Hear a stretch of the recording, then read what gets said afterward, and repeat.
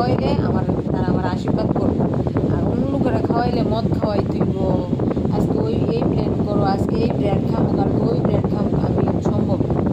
ঠিক আছে, বাচ্চারা খাওয়াবো, তারা আশীর্বাদ করবো, কারণ তারা কেউ নাই, তারা ওই জিনিসটা মানে যার নাই, রাস্তার মধ্যে থাকে, ভিক্ষা করে, প্লাস বিরা বিরা ভিক্ষা করতেছে, খাইতে পাইতেছে না, তারা লেগে করবো। ঠিক আছে, আমি আর পূজাপালি করি আর যাই করি, আমি আর সুস্থ মানুষরে কোনোদিন মানে এইভাবে যে আয় আমার বাড়িতে না নিমন্ত্রণ করে খাওয়াইয়া আজকে আমার মদ খাওয়াই দিব, এইটা করতিব ওইটা করতিব, এই জিনিসটা আমি আর করতাম না। কারণ ওইটা কী ফল পাইছি জানো, আমার বাড়ির মান সম্মানও গেল, আমার বাড়ির সব কিছু গেল, সম্মানে কিতা কম সব শেষ।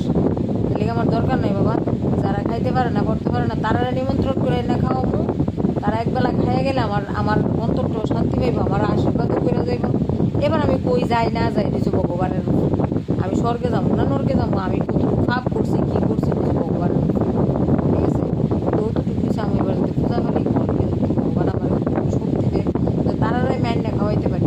আমি চাই যে তারা আমার বাড়িতে এসে ডাইল ভাত খাক, বা আমি আমার বাড়িতে করি বা তারার ওইখানে করি, এটা হচ্ছে আমার ব্যাপার। ঠিক আছে, কিন্তু আমি আর কোনোদিন কারোর নিমন্ত্রণ করে খাওয়াই দেবো না। আমার মান সম্মান মুলে মুলে পুরা শেষ। এই জিনিসটি আছে, এত খারাপ লাগছে তারা মানে কী করবো, মানে আমার নিজের কাছে খুব খারাপ লাগছে। নিজের মানুষ হিসেবে যদি মানুষ এরকম করে, এই জিনিসটি কেমন লাগে। ঠিক আছে, যা করুক পরের লেগে